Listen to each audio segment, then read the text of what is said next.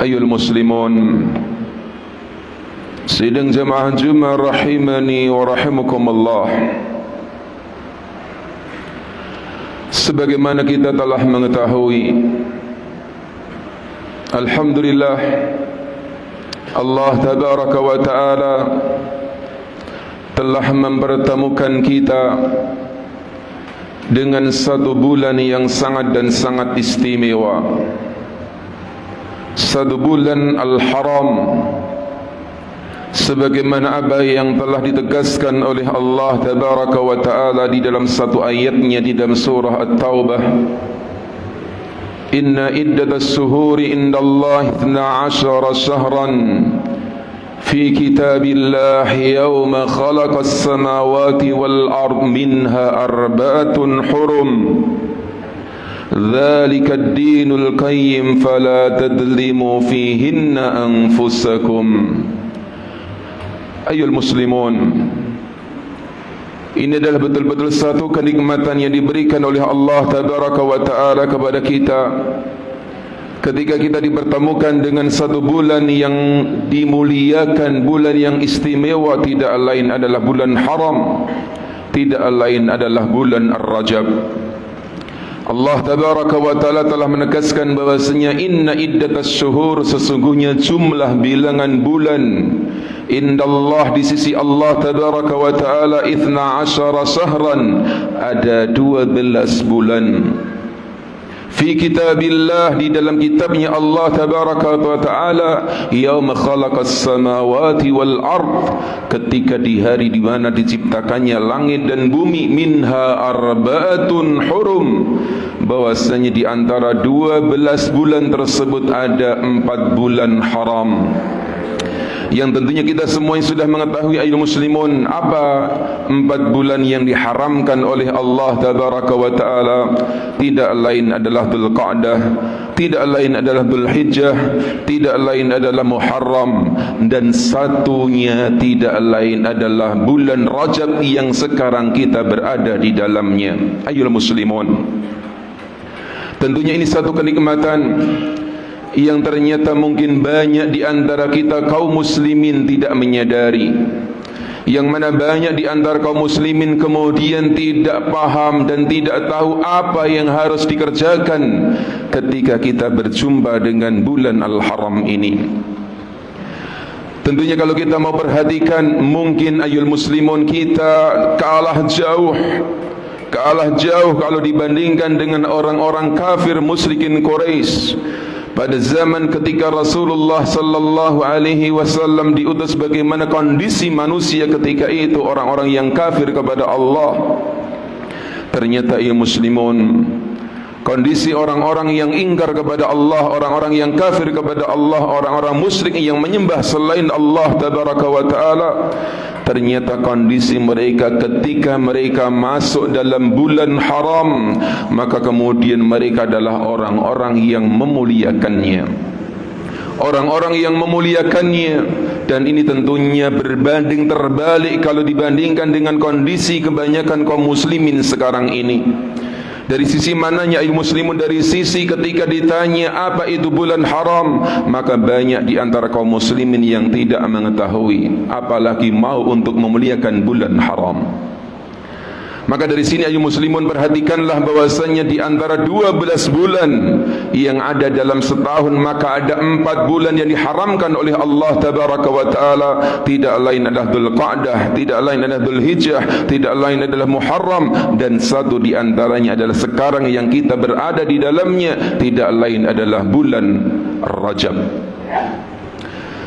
Kemudian ayol muslimun, setelah kita mengetahui bahwasanya kita sekarang berada dalam satu bulan yang mulia, terus bagaimana ayol muslimun? Apa kewajiban kita sebagai seorang muslim, seorang mukmin kepada Allah?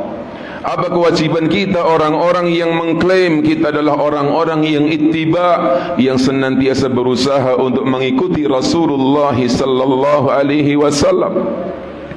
Maka perhatikan ya muslimun, tugas kita tidak lain adalah untuk berusaha memuliakan dan mengagungkan bulan ini. untuk senantiasa berusaha menjadi orang-orang yang meningkatkan keimanan dan ketakwaan kita kepada Allah Tabaraka wa Ta'ala ketika kita masuk dalam bulan haram ini. Jangan sampai muslimun, jangan sampai kondisi kita adalah kondisi ketika kita masuk dalam bulan haram, kondisi kita sebagaimana kondisi di bulan-bulan selain haram. Ini menunjukkan bahwasanya betul-betul kita sangat dan sangat jauh dengan apa yang dibawa oleh Rasulullah sallallahu alaihi wasallam. Oleh karena itu, bagaimana cara kita untuk memuliakan bulan haram? Bagaimana cara kita untuk mengagungkan bulan haram? Maka ketahuilah cara kita ada dua. Cara kita ada dua, muslimun. Yang pertama adalah untuk kita senantiasa meningkatkan keimanan ketakwaan kita kepada Allah, meningkatkan kualitas ibadah kita, kuantitas ibadah kita kepada Allah Tabaraka wa Ta'ala. Yang tentunya kalau kita perhatikan dari kondisi kaum muslimin pada zaman sekarang ini, ada dua kelompok yang senantiasa bertolak belakang. Ada yang berlebihan di dalam mengagungkan bulan haram ini dengan melakukan berbagai macam amal-amal ibadah saleh yang tidak ada tuntunan dari Rasulullah sallallahu alaihi wasallam. Sedangkan orang yang di sana adalah orang yang masa bodoh, tidak kemudian memperhatikan dan tidak kemudian mengagungkan dan memuliakan bulan haram ini. Dan seorang muslim yang baik, seorang muslim yang senantiasa mengikuti Rasulullah sallallahu alaihi wasallam, tentunya adalah orang-orang yang senantiasa berusaha untuk meningkatkan keimanan, ketakwaan, amal-amal ibadah saleh di bulan ini. Tentunya secara umum, baik itu solatnya, baik itu sedekahnya, baik itu siyamnya, baik itu qiraatul Qur'annya, dan seluruh amal-amal ibadah saleh, tentunya apa yang telah dituntunkan oleh Rasulullah sallallahu alaihi wasallam. Kemudian cara yang kedua, muslimun, cara kedua tidak lain adalah untuk kita berusaha semaksimal mungkin untuk kita menjauhi segala bentuk-bentuk kezaliman, segala bentuk-bentuk kemaksiatan kita, khususnya ketika kita di bulan haram ini. Maka bagaimana Allah Tabaraka wa Ta'ala telah menegaskan di dalam apa yang telah kita baca di dalam surah At-Taubah tadi, bahwasanya Allah Tabaraka wa Ta'ala setelah menjelaskan bahwasanya di antara 12 bulan ada 4 bulan yang diharamkan oleh Allah, maka Allah Tabaraka wa Ta'ala lanjutkan, dzalika dinul qayyim fala tadlimu fihinna anfusakum. Bahwasanya inilah agama yang tegak, tidak lain adalah orang-orang yang berusaha untuk memuliakan bulan haram. Maka fala tadlimu fihin, janganlah kalian berbuat kezaliman di dalamnya, janganlah kalian mudah untuk terjatuh di dalam kemaksiatan ketika kita berada di dalam bulan haram, bulan Rajab ini.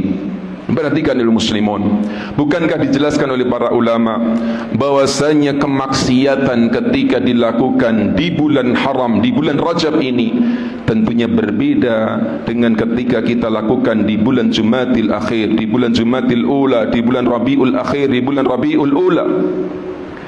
Sebagaimana sudah dijelaskan para ulama bahwasanya kezaliman pada hukum asalnya itu akan dinilai satu dengan satu, tetapi kalau itu dikerjakan di bulan haram, kalau itu dikerjakan di tanah haram, maka dosa satu ini akan dilipat gandakan oleh Allah Tabaraka wa Ta'ala. Maka oleh karena itu marilah ayyuhal muslimun, untuk kita betul-betul menjadi orang-orang yang berusaha mengagungkan, memuliakan bulan haram ini sebagaimana apa yang telah ditegaskan oleh Allah Tabaraka wa Ta'ala, wa may yu'azzim sya'airallah fa innaha min taqwal qulub. Sesungguhnya barang siapa orang-orang yang mengagungkan syiar-syiarnya Allah Tabaraka wa Ta'ala, dan di antara syiarnya Allah Tabaraka wa Ta'ala tidak lain adalah bulan haram, tidak lain adalah bulan Rajab. Maka orang yang dia memuliakan, mengagungkan bulan Rajab, maka itulah menunjukkan ketakwaan yang ada di dalam hatinya. Aqulu qouli hadza wa astaghfirullah wa lakum wa lisairil muslimin wal muslimat wastaghfiruh innahu huwal ghafurur rahim.